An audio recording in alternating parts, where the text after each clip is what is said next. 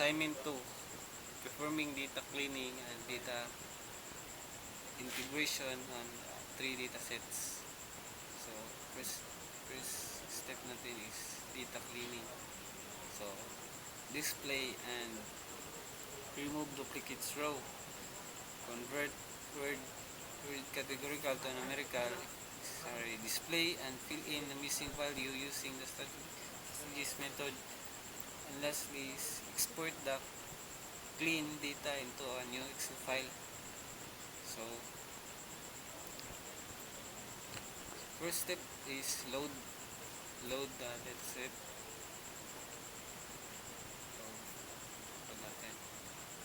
So next is to remove duplicates, and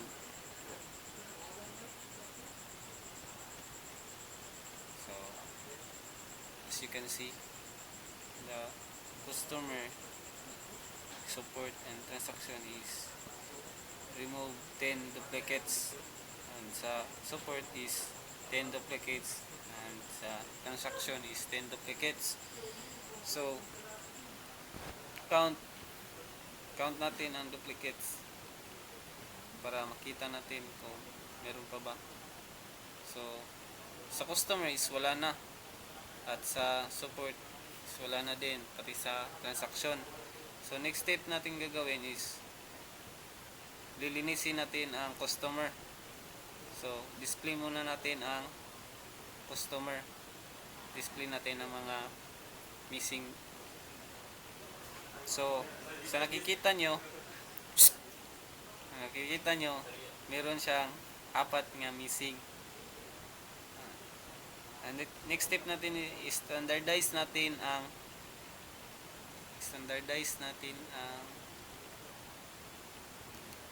sa gender, kasi sa gender is merong female nga maliit at saka merong female nga malaki. Kita nga hanapin natin. Ito, malaki at maliit at malaki. So kailangan nating i-convert yan sa malaki kasi para so convert natin.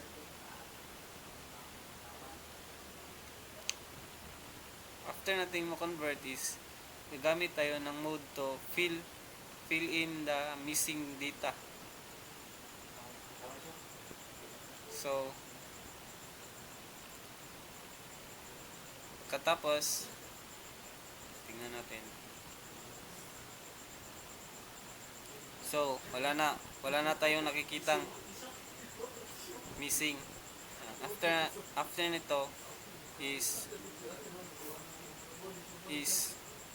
itong sa name, sa gender, city at sa female is kailangan natin siyang gagamitan ng mean para ma-convert natin to categorical to numerical, para magagamit natin mamaya sa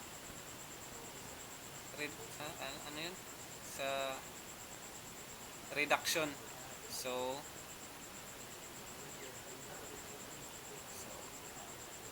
tingnan natin. So, okay na. Na-convert na natin. So check natin kung meron pa bang missing. So wala na. Next step natin is sa customer sa support na naman tayo. So display natin. So sa customer is meron siyang 1, 2, 3, 4, 5, 6 ka-missing. So gagawin natin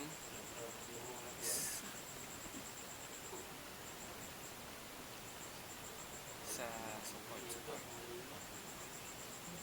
is gagawin natin una is tatanggalin natin tong mga code sa transaction ID.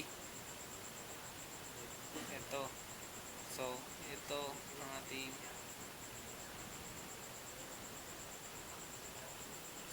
pagkatapos is pag natanggal na, ito natanggal na. So fill in na natin itong mga none. gamit nito.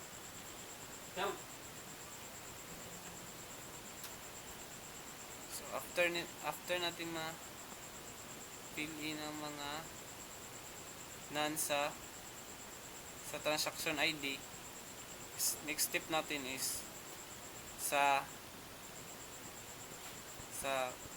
ano naman, sa issue type, sa ito mga ito natin itong fill inan using mode. So kikita nyo wala na. So after nito, proceed tayo sa min para yung mga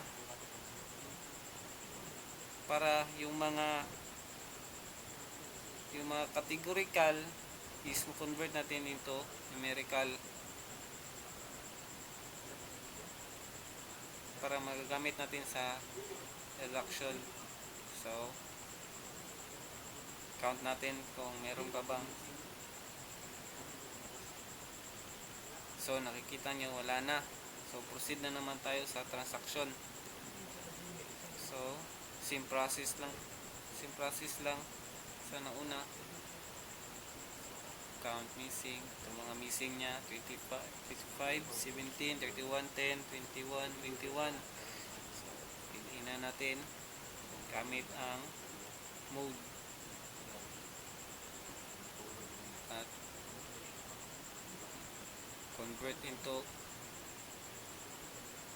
natin. So tapos nito is itong code is standardized sa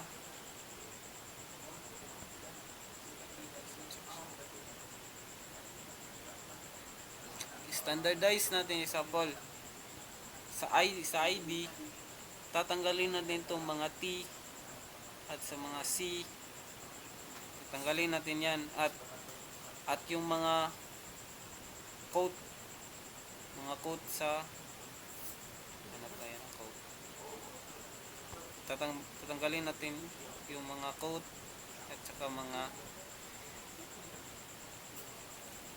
letters sa ID.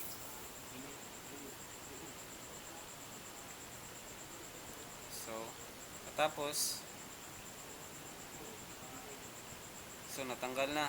So tapos nito is isi-save natin ang file.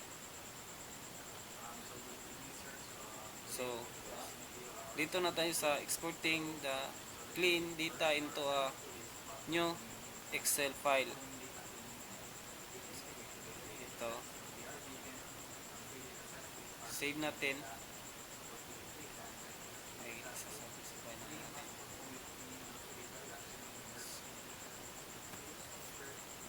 So save na natin.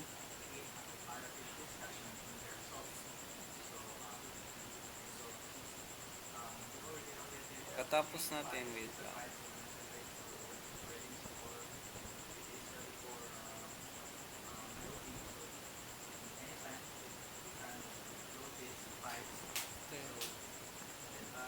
Transfer na siya dito sa assignment.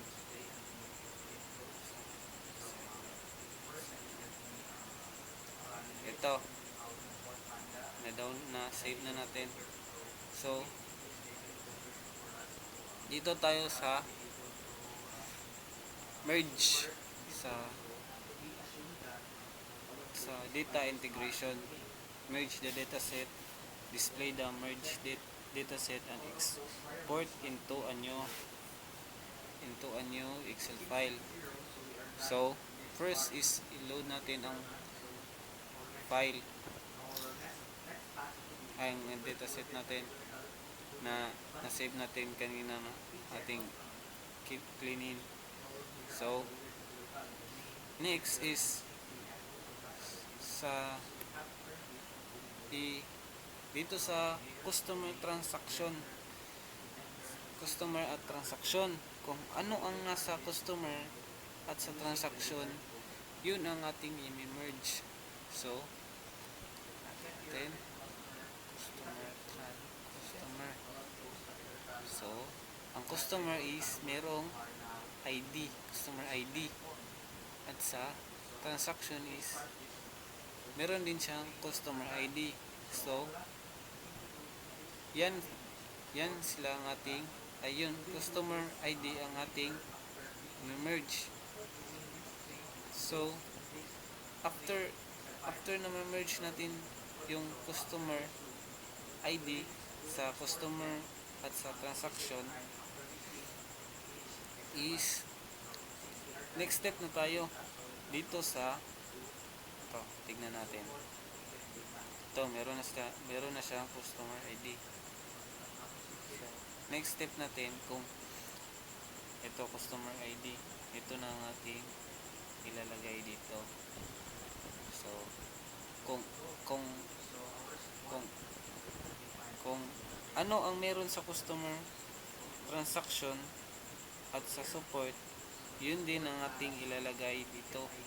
Yun kasi ang ating i-merge. So, hahanapin natin. So, customer ID. Dapat transaction ID. Dapat ang transaction ID is nandito din siya sa support. So, ito, transaction ID. So atin siyang i-merge para natin. Yun. Final data. So, meron na siyang customer ID at transaction ID na ano na siya, merge na siya. So, display final integrated data set. So, ito customer ID. So, ito na.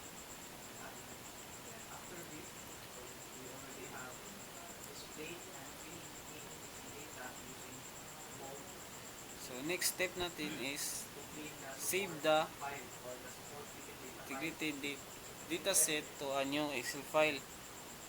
So, save natin sa C, sa assignment pa rin, para yan ang ating gagamitin sa reduction.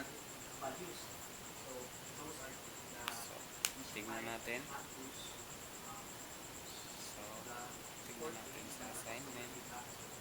Assignment. Ito, merge data set. So, dito na tayo sa data reduction.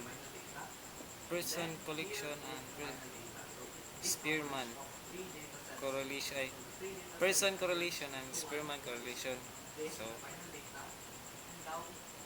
first step is to para na to ni siya, para ma-load na to itong kan. Next is count duplicate. So, after count the duplicate, so explain value. So, wala na siya kung ano, duplicate. So,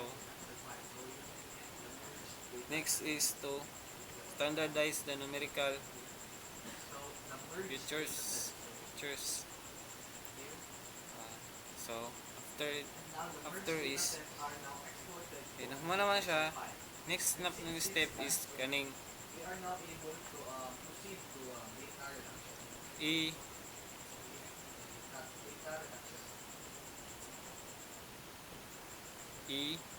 i-drop na to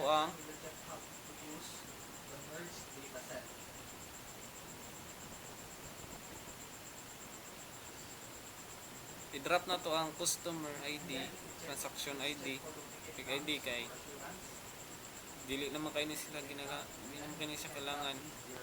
So after nang ma-drop nimo siya is kani siyang line of code is calculate using Spearman correlation, o kaning sa ubos is calculate person correlation.